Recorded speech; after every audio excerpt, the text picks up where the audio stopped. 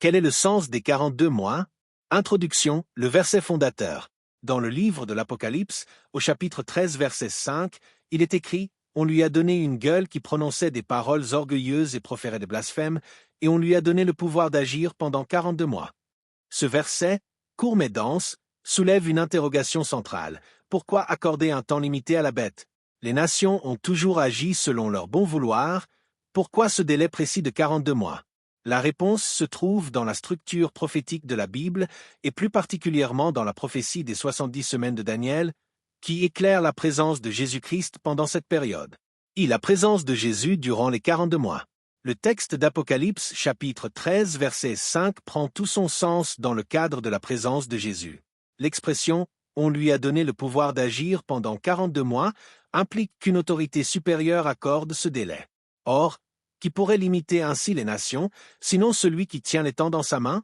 La prophétie de Daniel, notamment la dernière semaine, Daniel 9-27, permet de comprendre que Jésus est présent dès le début de cette période, mais de manière invisible, depuis les cieux.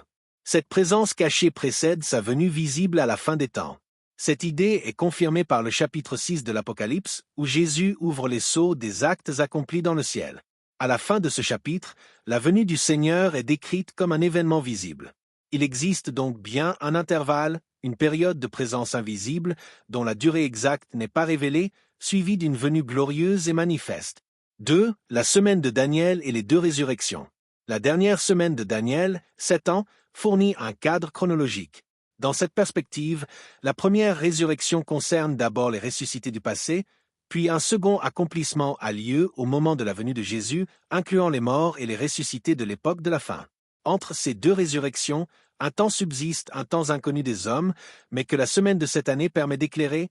Une résurrection aurait lieu au début de la semaine et une autre à la fin. Ce double mouvement se retrouve dans Apocalypse 6 où les ressuscités sont vus sous l'autel, attendant que leurs frères, sur le point d'être tués, les rejoignent. La présence invisible et la venue visible s'articulent donc autour de ces deux résurrections, établissant un fondement sûr pour l'interprétation des 42 mois. 3. Le chapitre 11 de l'Apocalypse, un schéma parallèle. Le chapitre 11 de l'Apocalypse offre une illustration frappante de ce même schéma. Au verset 1, le temple est décrit avec ses adorateurs. Plus loin, les deux témoins sont tués, puis ressuscités. La structure est identique à celle du chapitre 6, une période d'activité, les 42 mois durant lesquels les témoins prophétisent, une mort apparente, puis une résurrection triomphante. Cette correspondance renforce l'idée que l'ensemble du livre de l'Apocalypse repose sur la semaine de cette année de Daniel, avec Jésus présent tout au long. 4. La grande tribulation et les 42 mois. Il est significatif que les 42 mois correspondent à la durée de la grande tribulation qui frappa Jérusalem entre 66 et 70 de notre ère. Ce précédent historique aide le lecteur à comprendre la nature des événements à venir. Les 42 mois, soit 3 ans et demi, ou 1260 jours, constituent la seconde moitié de la semaine de Daniel. La première moitié, également 42 mois, est principalement marquée par un marquage spirituel, peu visible pour la majorité des humains. La seconde moitié, en revanche, voit les nations entrer en scène de manière visible. Les blocs politiques, les confrontations géopolitiques et en particulier la protection d'Israël par le bloc occidental face au bloc oriental. La fin de ces 42 mois annonce la venue visible de Jésus, qui établira la paix sur toute la terre. Ce n'est donc pas un temps de chaos sans but, mais une période orchestrée par Dieu lui-même, permettant l'accomplissement des prophéties. Conclusion, un signe pour notre instruction. Les 42 mois ne sont pas un simple détail chronologique.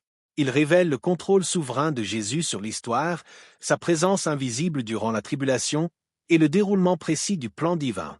Comme l'écrit l'apôtre Paul, ces écrits ont été conservés pour notre instruction afin que nous puissions discerner les temps où ces choses s'accomplissent. Romains chapitre 15 verset 4. Loin d'être une énigme impénétrable, le sens des 42 mois éclaire le croyant sur la nature de la présence du Christ et sur l'espérance de sa venue glorieuse.